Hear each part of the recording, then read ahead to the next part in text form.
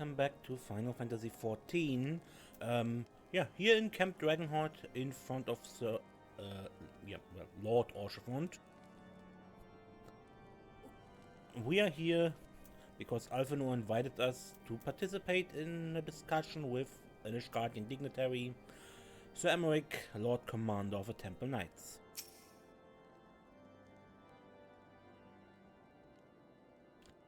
Ah, Desiree, ever a welcome sight. Our hearths have been stoked to blazing preparation for your arrival. It would not do for such a distinguished personage to catch a cold while enjoying our hospitality. The gesture is much appreciated. I fear I shall ever struggle in cold climes. Ah, good Master Alphinaud, an honor as always. Likewise, Sir Orchefont. Forgive us yet another imposition. I fear we have relied overmuch on your aid, since you so generously assist us in locating the Enterprise. Nonsense. Any debts incurred have long since been repaid. Besides, who can say what the future may bring? House Fortoms may even seek the aid of your newly formed Crystal Braves. In any case, I am simply delighted that the Holy See is at last willing to grant you an audience. No doubt your discoveries at Snowcloak helped to justify the decision. This recent resurgence in heretical activity is of grave concern to us all. But to the matter at hand, Ser Aymeric arrived in Camp Dragonheart earlier, and I'm told he is eager to meet with you at your earliest convenience. You are doubtless weary from your journey and desirous to rest a while by the warmth of our hearth. But if you're willing to forgo such comforts, pray inform the knights stationed outside the intercessory. He will grant you entrance and send word to the other attendees. As inviting as your hearth sounds, I think it best we proceed to the intercessory forthwith.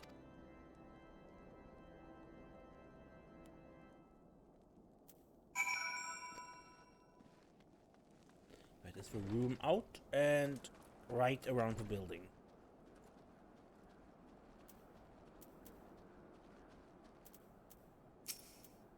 We have been expecting you, madame. Pray take your ease inside, and I shall summon the others.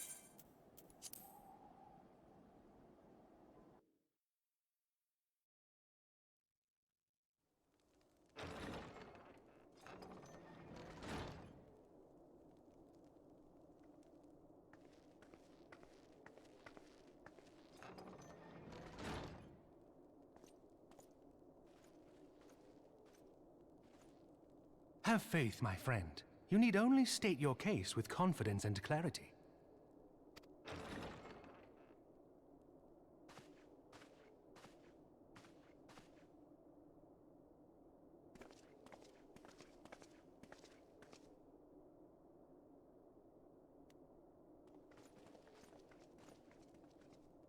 Commander Leveilleur, it is both an honor and a pleasure to meet you. I am Aymeric, Lord Commander of the Temple Knights. Alphinaud Leveilleur, at your service. Alphinaud, I believe I mentioned it before, but no wonder you're not accustomed to cold climes with your clothes. Change your outfit when you're here. Do something a bit warmer. Your reputation precedes you, Ser Aymeric. I think we will find that we have much in common.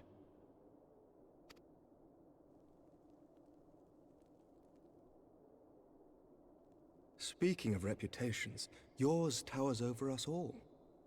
Does it not?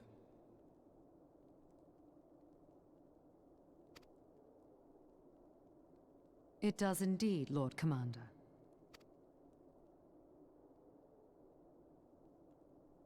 I am not too proud to admit that I have followed your activities with an interest bordering on fascination. Full glad was I to learn that you would be joining us. Now then, shall we begin?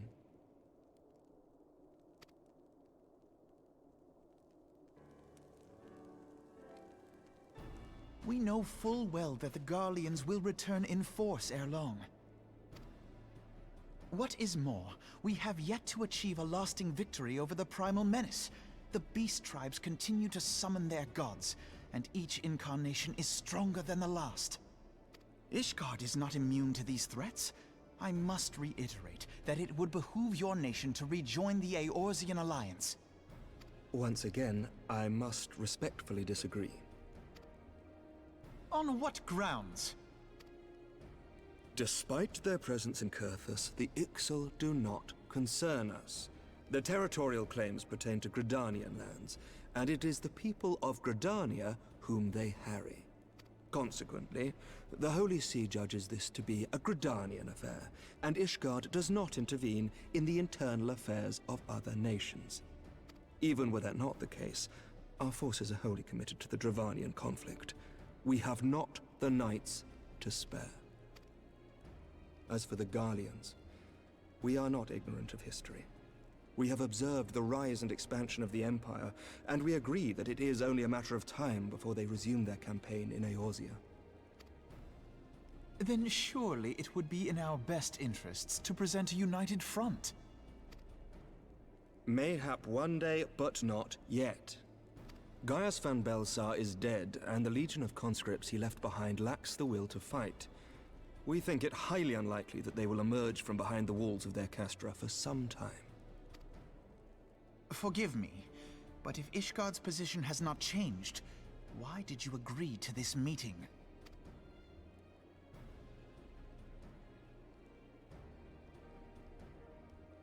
It was not only as a representative of Ishgard that I came here. Pardon? It is not within my power to change Ishgardian policy, regardless of my personal feelings. There is, however, one area in which I may exert a measure of influence. Concerns have been raised over the supplies House Fortin has offered to Revenant's Toll.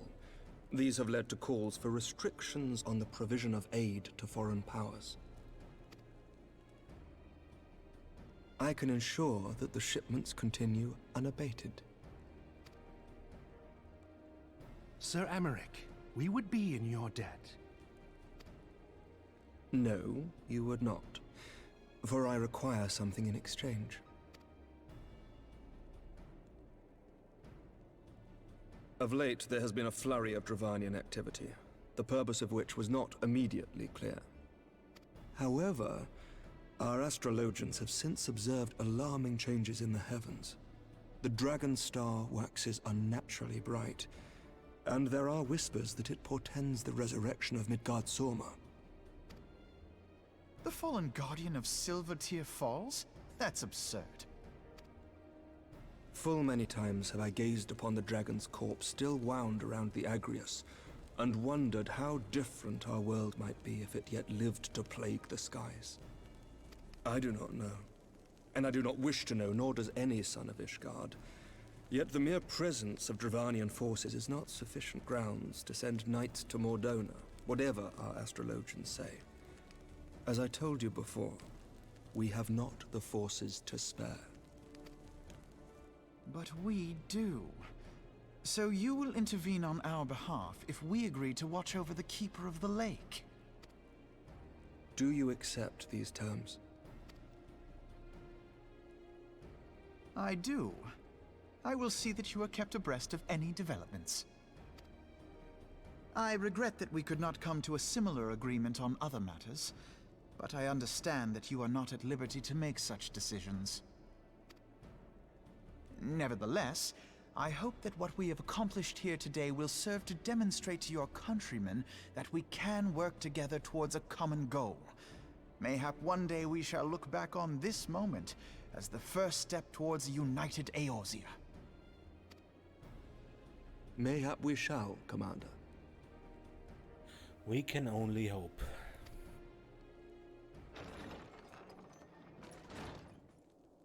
What is the meaning of this? The caravan, my lord. It's been attacked. It was Iceheart, my lord. What? By the Fury? All our precautions were for naught?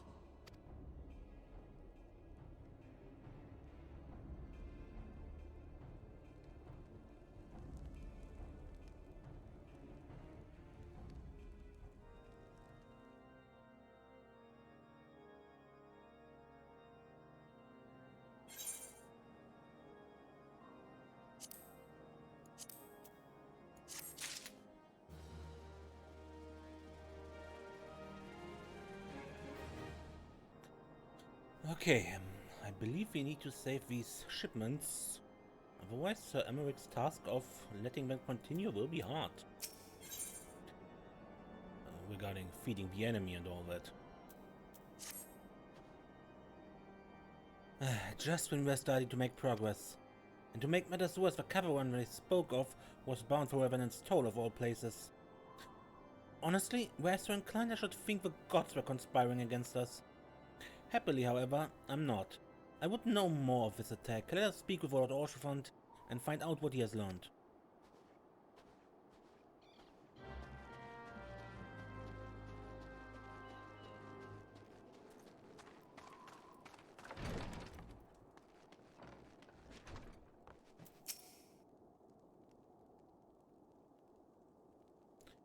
My sincerest apologies for the interruption, my friends, but the situation is such that we must act swiftly. If you would be so kind as to elaborate. Ishgard's heretics fell upon the caravan bound for Revenant's Toll as it was passing through Boulder Down. It was an ambush, swift and ruthless. In an instant every knight was slain, every crate seized. Then, as quickly as they had appeared, they were gone. It would be an impossible feat without knowledge of the route. Knowledge to which only a select few are privy, I presume. Quite. We can pursue that avenue of inquiry in due course. It seems to me that examining the scene of the ambush should be our first concern. The trail is yet warm. We must act swiftly, as Lord Orchefant said, lest crucial evidence be lost. You have a knack for discerning hidden truths, Desiree. Why don't you go and inspect the ambush site in person? An excellent idea. Inform my men of your intent upon arrival, and they will gladly share their findings.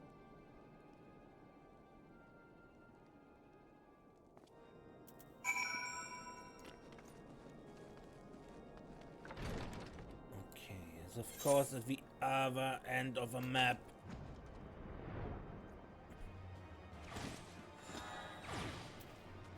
Okay, Fortum's Knights. Move along, adventure. There's nothing for Lord Orchefant bid you speak with us. Then you must be beg your pardon, Scion.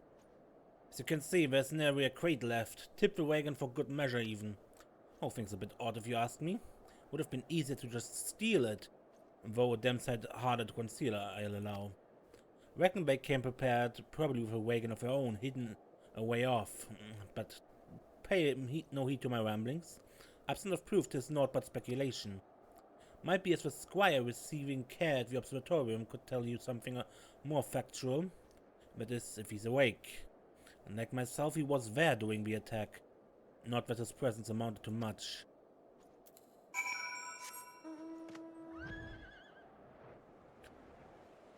And to the observatorium next.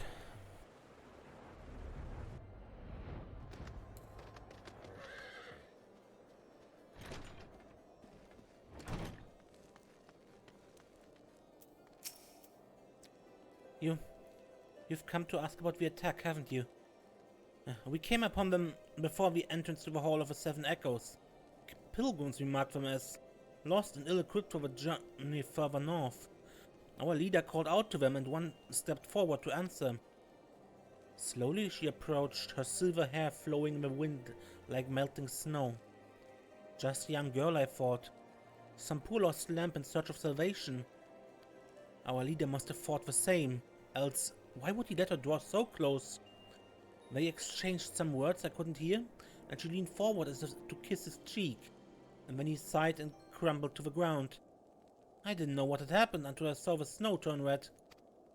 And then there was red everywhere I looked. I tried to fight, but took a blow to the head, and by the time I came to, the others were dead and the heretics were unloading the wagon. They'd killed me, so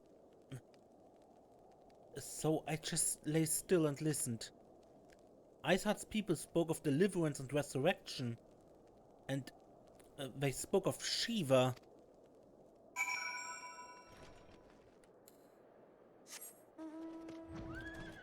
Okay.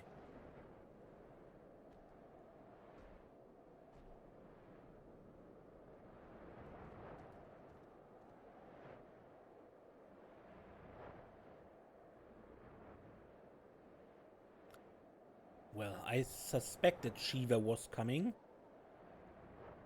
However, in this case I knew, but I suspected the very first one already, that Shiva was coming. Because the name Ishgard, and that would fit to Shiva.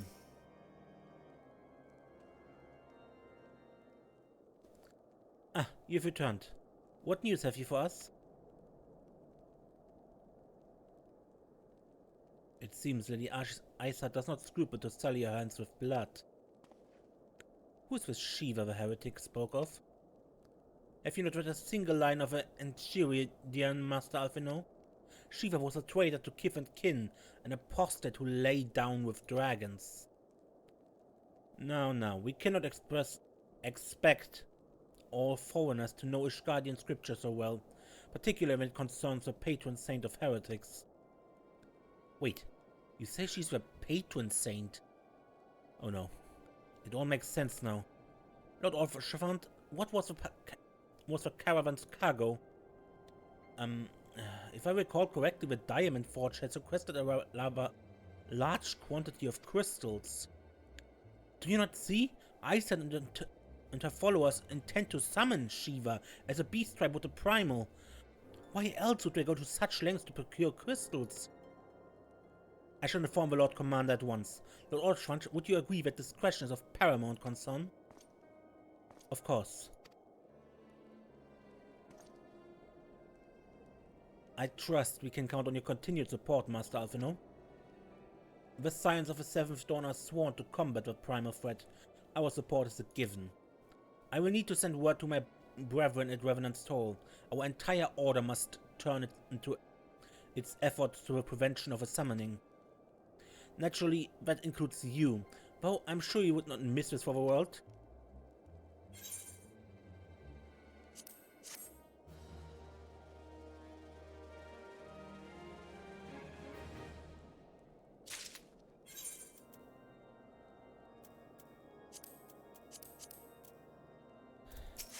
Okay, what next? The persistent attacks on our caravans seemed little more than a nuisance at first. The heretics were a problem, to be sure, but a relatively minor one. That was before I discerned the purpose behind their attacks, of course. Now they have my undivided attention. After apprising Winfilia of the situation, I shall summon forth a unit of crystal braves to assist us. As for you, Desiree, pray join me in Whitebeam front. And since the incident at Snowcloak, the Knights of House Durandare have redoubled their reconnaissance efforts in the region. It is my hope they have information which may help us determine precisely where the heretics are hiding. Given our mutual enemy, Lord Drillmond should be eager to oblige us. I shall see you there then. Good.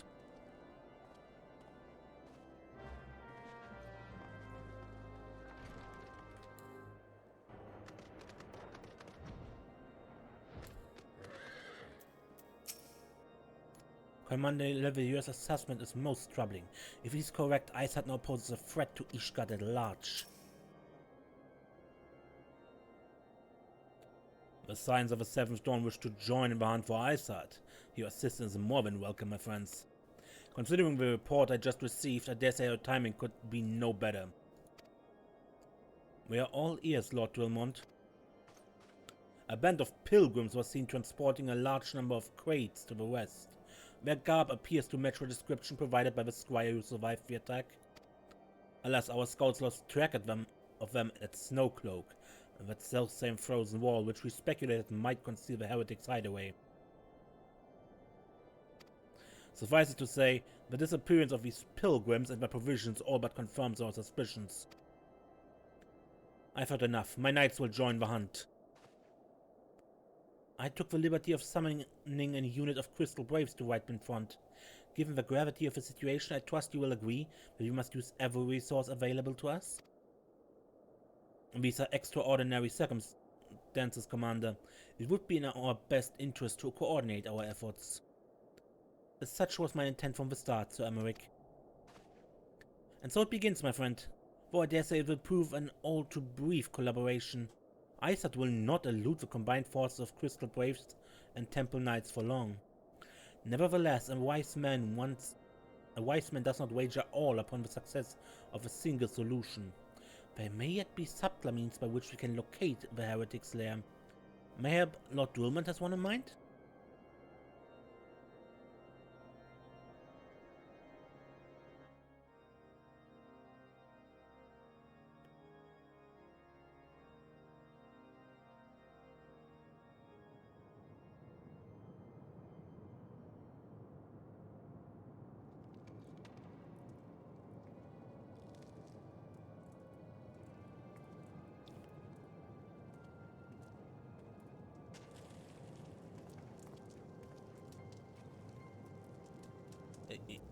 Yes, excellent.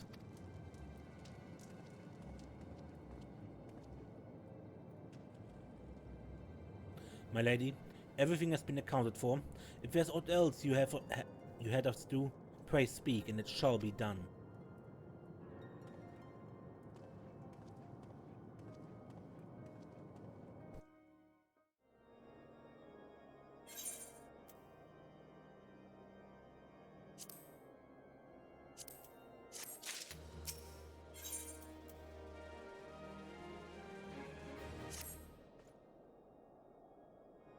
It seems as though we are always one step behind, our quarry ever just beyond our reach. Though I would like to believe that the tables are about to turn, I must confess of having certain doubts. A joint effort may succeed where others have failed, but could yet yield the self-same results.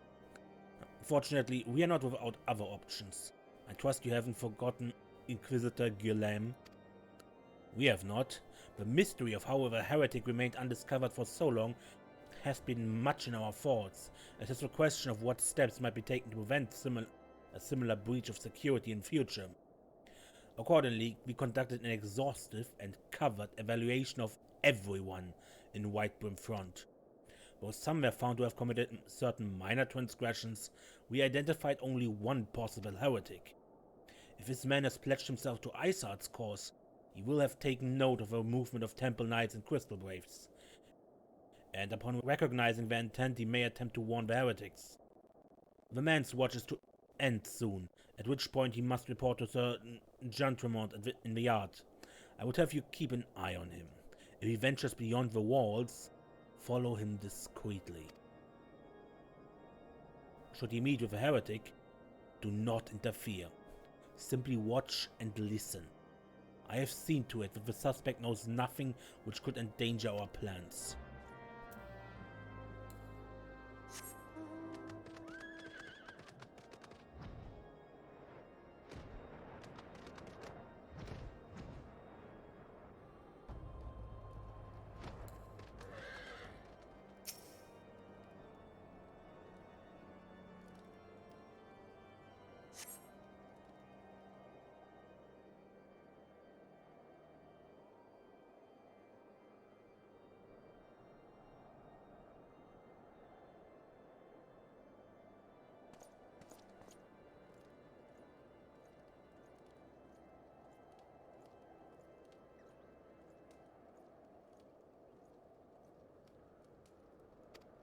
The suspected heretic leaves through the southwest gate.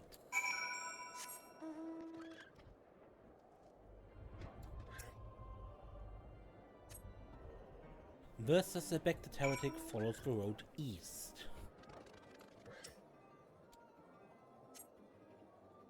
Head south.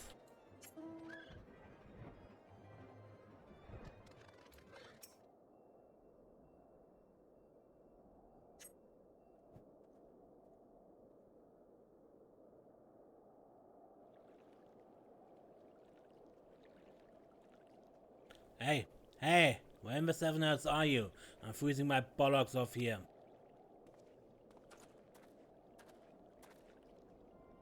I'm here, you blundering oaf. Why are you so late? Standing on the wall, why else? I have duties to fulfill, you know? Your sole duty is to the... Bloody echo. Lower your voice or they'll hear you in Whitebrim Front. Yes, of course. The Temple Knights are in Snowcloak. This is what you bring to me? We already knew about... Our comrades in Boulder Down will use the tunnels. That before they know what's happening. Nevertheless, if you waste my time again, is that clear?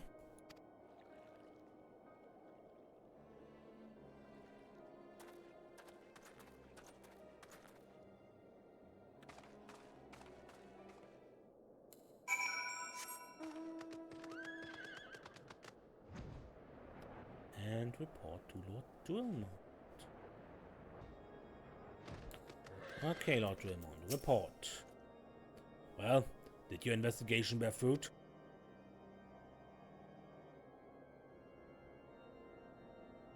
I see. I shall have a man detained at once. His guilt is plain. Would that he could have heard my words more clearly. Yet, the few snatches you were able to make out are nonetheless enlightening. It would seem the heretics are aware of our operation and confident that they can fraud it. Their comrades in Boulder Down are key to their plans, which means it's key to our plans that they be rooted out and put to the sword.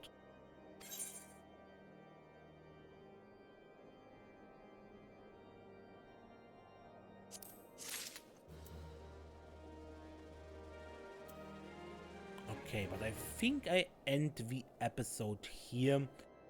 Not certain how long it will be. Lots of interruptions. Until next time then, when we continue more with heretics. I'm Mace, and don't get lost.